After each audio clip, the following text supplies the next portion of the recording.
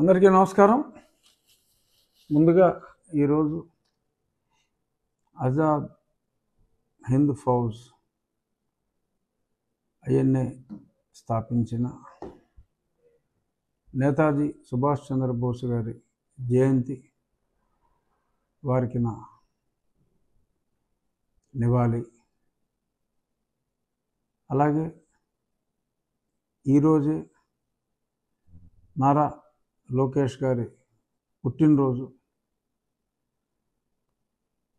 తనకు తగిలిన ఎదురు దెబ్బల్ని స్టెప్పింగ్ స్టోన్స్ లాగా మలచుకుంటూ నవ్విన నాపుచేనే పండిందన్నట్టుగా మరి ప్రతిపక్షాలు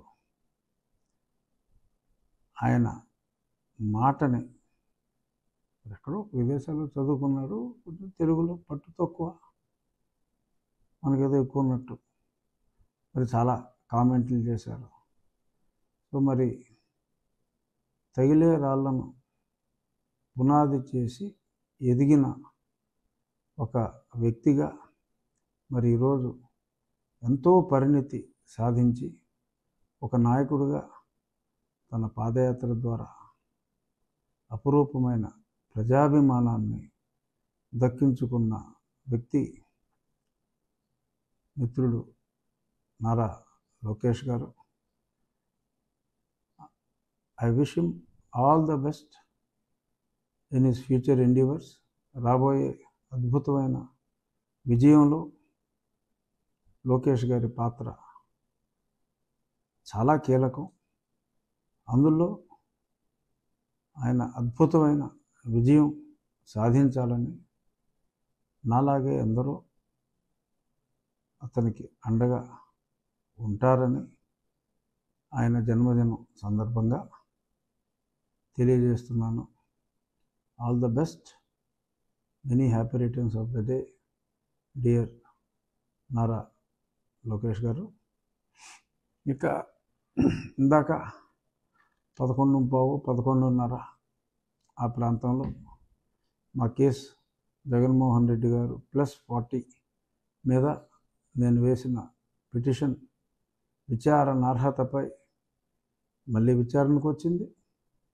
మరి గతంలోనే మరొక టైం ఫ్రేమ్ ఇచ్చారు, కానీ కేవలం చీఫ్ సెక్రటరీ గారు జగన్మోహన్ రెడ్డి గారు Bharathi cements, Bharathi polymers and Dalmia cements వీళ్ళ వరకే మరి కౌంటర్లు ఫైల్ చేశారు.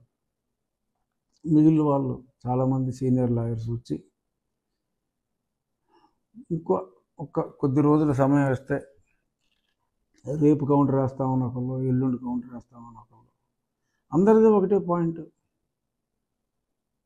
ఎందుకంటే అక్కడ కౌంటర్ ఫైల్ చేసిన తర్వాత ఇట్స్ పబ్లిక్ డాక్యుమెంట్ కాబట్టి చెప్పుకోవచ్చు. అందరిదే ఒకటే పాయింట్. నేను ఎన్నికలు వస్తున్నాయని చెప్పి కేవలం ఎలక్షన్స్లో పాపులారిటీ కోసం ఈ కేసు వేసానని అందరి వాదన. మరి రాజకీయ కక్షతో చేశానని, రాజకీయ కక్షతోనే నేను చేసుంటే 4.5 సంవత్సరాల నుంచి నేను ఎన్నో కేసులు వేశాను కదా. మరి 3 సంవత్సరాల క్రితమే బెయిల్ రద్దు చేయాలి అని కేసు వేయటం జరిగింది కదా. అప్పుడు కూడా కారణం చెప్పాం.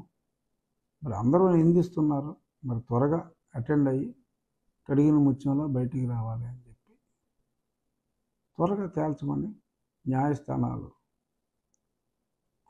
విన్నవించాం. ఇప్పుడేదో నేనేదో కొత్తగా కేసు వేసినట్టుగా మరి వీరు మాట్లాడటం హాస్యాస్పదం. ఆ విషయాన్నే మరి ఒక రావణ బ్రహ్మకు తప్పు జరుగుతూ ఉంటే సీతమ్మను చెరపట్టొద్దు, లంకకు వినాశనం అవుతుంది అని ఒక చెప్పిన విభీషణుల్లా, అంత పుత్రప్రేమ అంటే కురువంశం నాశనం అవుతుంది ధృతరాష్ట్ర అని చెప్పిన ఒక విదురుల్లా మరి నేను సూచనలు ఆ పార్టీ నాయకులకి చేయటం జరిగింది. తన్నులు కూడా తినవలసి వచ్చింది. మరి చెప్తే వినలేదు. మరి న్యాయస్థానాలను వెళ్ళటం ఒక ప్రజాప్రతినిధిగా నా బాధ్యత కాబట్టి నేను న్యాయస్థానాన్ని అభ్యర్థించా. అదే విషయాన్ని చెప్పా. ఈరోజు చాలామంది మళ్ళీ కొంచెం సమయం అడిగితే ముందు న్యాయమూర్తి గారు వచ్చే వారమే వినేద్దామని చెప్తే మరి చాలామంది సీనియర్సు ఆ రోజు మాకు ఇబ్బందిగా ఉంది, ఈరోజు మాకు ఇబ్బందిగా ఉంది, ఎలాగైనా డిలే చేయటమే వాళ్ళ కర్తవ్యంలా ఉంది. మరి అందుకని ఫిబ్రవరి 12వ తారీఖుకి ఫైనల్గా తప్పకుండా నా ఉద్దేశంలో ఆ రోజు విచారణ అర్హతపై తేలుస్తారు. అడ్వకేట్ జనరల్ గారు వాదిస్తారు, ఇంకో 10 మంది సీనియర్లు వచ్చేలా ఉన్నారు. ఆ రోజు ఆర్గ్యుమెంట్లు అవ్వకపోయినా ఇంకొక రోజు 2 రోజులు ఎక్స్టెండ్ అయినా నాకైతే పరిపూర్ణ విశ్వాసం ఉంది. ఎందుకంటే అన్ని ఎవిడెన్సులతోనే ఎలాగ వ్యక్తిగత లబ్ధి ఆ స్థాయిలో ఉన్న వ్యక్తి పొందారు అనేది అన్నీ క్లియర్గా ఉన్నాయి. సాక్షులు అడ్వర్టైజ్మెంట్లు సొంత వ్యాపారానికి ఏమీ చేయకూడదు. సాక్షులు కొన్ని 100 కోట్ల అడ్వర్టైజ్మెంట్లు ఇచ్చారు. ఇవాళ కూడా ఏదో జగనన్న ఆసరా టోకరా అని చెప్పి 3 పేజీలు 2 పేజీలు వేసుకున్నారు. మరి పేపర్ జగన్మోహన్ రెడ్డి అందులోనే వేసుకుంటున్నారు. ఈనాళ్ళు వేయరు, ఆంధ్రజ్యోతిలో వేయరు. మరి ఎందుకలా, ఏమిటిలా అని ప్రశ్నించడం జరిగింది. ఆయన చెప్పచ్చు అసలు పేపరే నాది కాదని చెప్పచ్చు. ఇంకా సాక్షివారు అయితే కౌంటర్ వేయలేదు. చూద్దాం. ఏదేమైనా 12వ తారీఖు విచారణ అర్హతపై ప్రొసీడింగ్స్ నోటీసులు పర్వం అంతా అయిపోయింది కాబట్టి, మూడోసారి కూడా గడువు ఇచ్చారు కాబట్టి బహుశా ఇంకా గడువు ఉండకపోవచ్చు. మరి చూద్దాం ఏమవుతుందో. అలాగే ఇంకొక ముఖ్యమైన అంశం, అంగన్వాడీలు మహిళల్ని అతి దారుణంగా పోలీసులతో చితక్కొట్టించి వాళ్ళని జైళ్ళల్లో పెట్టి వాళ్ళు అడిగింది ఇవ్వకుండా, అంటే వాళ్ళు అడిగింది కాదు, మనం ఇస్తానన్నది, మనం ప్రామిస్ చేసి పదవిలోకి వచ్చినప్పుడు ప్రామిస్ చేసింది ఇవ్వకుండా నిన్న అర్ధరాత్రి మామ అనిపించి జీతం పెంచుతాం, కానీ ఎప్పుడు పెంచుతాం, జూన్ జూలైలో పెంచుతాం. అప్పుడు ఎవరంటారు, చంద్రబాబు నాయుడు గారు ముఖ్యమంత్రిగా ఉంటారు. మరి ఇప్పుడు పెంచేది ఎవరు, ఈయన ఆయన. సో వాగ్దానం చేసింది పెంచుతారన్నప్పుడు ఒక 2 నెలలు ముందిస్తే నష్టం ఏంటి? అంతమంది మహిళల శాపాలని మూటగట్టుకోవాల్సిన అవసరం ఏమిటి అనే కనీస విచక్షణ కూడా లేకుండా అసలు ఈ స్కీమ్ అనేది కేంద్ర ప్రభుత్వం scheme. To my knowledge or to anybody's నడకాయ మీద తలకాయ ఉన్నవాడు ఎవడైనా కూడా చెప్పేది రాష్ట్ర ప్రభుత్వానికి ఇదిగో ఇలా నేను తీసేస్తాను అని చెప్పి హక్కు కూడా లేదు. ఆ హక్కు ఉందని ఆయన భావించాడు కాబట్టి గుడ్లో మెల్లలాగా ఓహో అయితే ఆయనకు వచ్చిన ఈ భావన వలన మనం ప్రభుత్వోద్యోగుల కిందే పరిగణించబడ్డాము అన్నమాట అని వీళ్ళకొక ఓదార్పుగా వారి దుందుడుకు నిర్ణయం కొంత రిలీఫ్ ఇచ్చింది. మరి చనిపోయిన తర్వాత ఖర్చుల నిమిత్తం ఇస్తూ ఉన్నారు. ఓకే, మరి బ్రతుకున్నప్పుడు జీతం సంగతి ఏంటని అడిగితే అది తప్పకుండా పెంచుదామమ్మా, మళ్ళీ మేము ఎన్నికయ్యాకంటే మళ్ళీ మమ్మల్ని ఎన్నుకుంటాయని తప్పకుండా కొత్త గవర్నమెంటు వాళ్ళది కన్సిడర్ చేస్తుంది అనే ఆశాభావం ప్రజల్లో అందరికీ ఉంది. ఇంక వీళ్ళేం చేయక్కల్లా, చేసేదంతా కొత్త ప్రభుత్వం, సంయుక్త ప్రభుత్వం, తెలుగుదేశం జనసేన కూటమితో ఏర్పడే ప్రభుత్వమే అంగన్వాడీలకి వారు చేస్తున్న పనికి తగ్గ న్యాయం తప్పకుండా చేస్తుంది. పోలీస్ ఫోర్సులతో అణిచి భయపెట్టి ఇస్మాని ప్రయోగించి క్రూరంగా బిహేవ్ చేసి అర్ధరాత్రి చర్చలు ముగించాము అని చెప్పి మాట్లాడటం దురదృష్టం. ఇంత జరిగితే ముఖ్యమంత్రికి ఏంటండి పని నేను తెలియగలుగుతాను. ఒకసారి కూడా మాట్లాడ్డా ముఖ్యమంత్రి? ఇంత సమస్య ఉంటే కనీసం ఒక్కసారి కూడా మాట్లాడి ఈ సమస్యను పరిష్కరించడానికి ఆయనకు మనసొప్పదా? ఎడ్యుకేషన్ మినిస్టర్ గారికి అంగన్వాడీలకి అసలు సంబంధం ఏంటండి? అది ఏ మినిస్ట్రీ కింద వస్తుంది? ఉమెన్ వెల్ఫేర్ కింద వస్తుంది, ఉమెన్ అండ్ చైల్డ్ వెల్ఫేర్ కింద వస్తుంది. సత్యబాబు గారు మహిళా శాఖ, ఎడ్యుకేషన్ గురించి ఏమో ఇంకోటి మాట్లాడతాడు, మహిళా శిశు సంక్షేమ శాఖ గురించి సత్యబాబు గారు మాట్లాడతాడు. ఆయనకి పక్కన సజ్జల గారు ఉంటాడు భయపెడటానికి, బెదిరించడానికి. ముఖ్యమంత్రి గారు ఏం చేస్తున్నట్టు? ఆయన కింగ్ కర్తవ్యం ఏంటి? ఇంతకంటే పెద్ద ఇష్యూ ఏంటి? 1,00,000 మంది మహిళల జీవితాలతో ముఖ్యమంత్రి చెప్పొచ్చుగా ఈ మాట. ఆ నమ్మకం, ఆ స్థాయి వేరుగా ఉంటుంది కదా. సో మరి ఎందుకు ఈ పరిపాలన? సెక్రటేరియట్కి వెళ్ళడం, ఇంట్లోంచి బయట రాడైనా, కార్మికుల సమస్యలు వస్తే కనీసం ముఖమైనా ఆయన చూపించడం ఎంత దురదృష్టకరమైన సంఘటన. ఏదేమైనా వాళ్ళకి పరిష్కారం కొత్త ప్రభుత్వం వచ్చిన తర్వాత తప్పకుండా అంగన్వాడీల సమస్యకు ఇది ఒక తాత్కాలిక ఉపశమనం కూడా కాదు. ప్రెషర్ తట్టుకోలేక మహిళలు విరోచితంగా పోరాడారు, పురుషుల కన్నా కూడా. ఒక అడుగు వెనక్కి వేయవలసి వచ్చింది. బట్ అది 10 అడుగులు ముందుకు పడటానికే తప్ప ఇది మహిళల వెనకడుగు అని నేనైతే భావించట్లేదు. చూద్దాం రాబోయే రోజుల్లో. డెఫినెట్గా అంగన్వాడీలకు తప్పకుండా మంచి జరుగుతుంది. ఇక ఈరోజు మరి నిన్న దావోస్ నుంచి రేవంత్ రెడ్డి గారు వెనక్కి వచ్చారు. మరి ఆయన సుమారు 40,000 కోట్లకు సంతకాలు చేసి వచ్చారు. ఆల్మోస్ట్ అన్నీ కూడా రిలయబుల్ కాంట్రాక్ట్స్, రిలయబుల్ సంతకాలు. ఏదో వైజాగ్లో 13 లక్షల కోట్లకు పెడితే ఇప్పుడు వచ్చి 3,000 కోట్లు కూడా, 13 లక్షల కోట్లకు సంతకం పెడితే 3,000 కోట్ల పెట్టుబడి కూడా మరి మన రాష్ట్రంలో, ఆంధ్ర రాష్ట్రంలో రాలేదు. సరే లాస్ట్ ఇయర్ వెళ్ళాల, దానికి ముందు సంవత్సరం వెళ్ళినప్పుడు కూడా ఏదో బైజూసులు అవి మాట్లాడుకున్నారు. ఆ కంపెనీ దివాలా కొట్టింది అనుకోండి, అది వేరే విషయం. ఇప్పుడు ఏం చేస్తారో తెలియదు. ఇప్పుడు ఈ సంవత్సరం కూడా వెళ్ళలేదు. మరి ఈ టైంలో దావోస్లో చలి ఉంటుంది కాబట్టి ఆ మంత్రి గారు కూడా చలి ప్రభావం చేత వెళ్ళినట్టుగా లేరు. చలి ప్రభావం చాలా ఎక్కువగా ఉంది. ముఖ్యమంత్రి గారు ఇంట్లోంచి బయటికి రారు. ఆయన ఏదో బటన్ నొక్కుడు కార్యక్రమాలు ఇటువంటివి తప్ప, దావోస్ సెట్టింగ్ అంటే ఇక్కడ వేయొచ్చు, కానీ ఆ ఫారెన్ డెలిగేట్స్ని వాళ్ళని తీసుకుని రాలేరు కాబట్టి మరి ఈయనేమో దావోస్ వెళ్ళరు. మంత్రి గారేమో చలికి ఆగలేడు.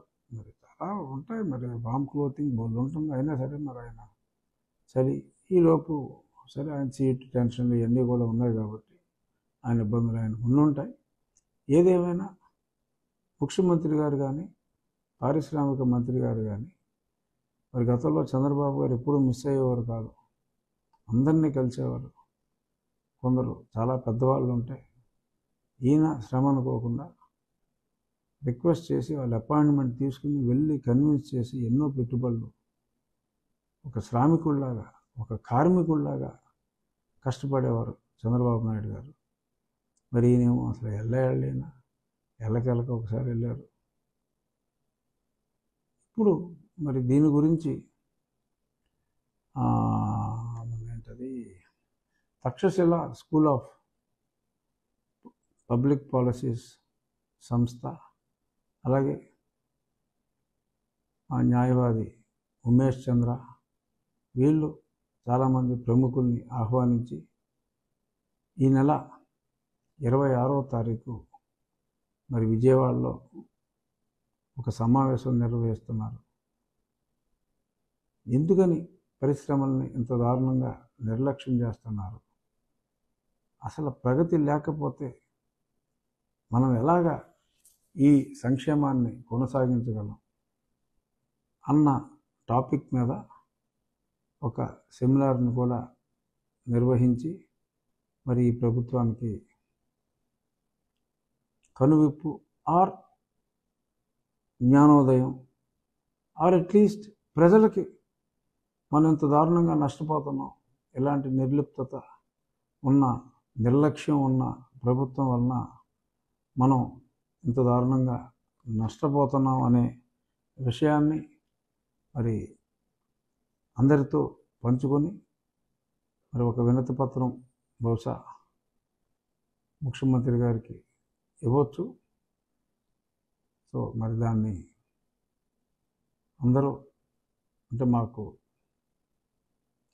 దాన్ని విజయవంతం చెయ్యాలి అని చెప్పి నేను మనస్ఫూర్తిగా ఉమేష్ చంద్ర ఇంకా కొద్దిమంది ముఖ్యమైన వ్యక్తులు సమాజ శ్రేయస్సు కోసం పాటుపడే ముఖ్యమైన వ్యక్తులు చేపట్టిన ఆ కార్యక్రమంలో మరి పారిశ్రామికవేత్తలు అఫ్కోర్స్ అఫీషియల్గా పారిశ్రామికవేత్తలు పాల్గొంటే మళ్ళీ వాళ్ళకే ఇబ్బంది. ఏదైనా తమ సూచనలన్నీ తెలియజేస్తే ముఖ్యమంత్రి గారికి తెలియజేసే ప్రయత్నం జరుగుతుంది.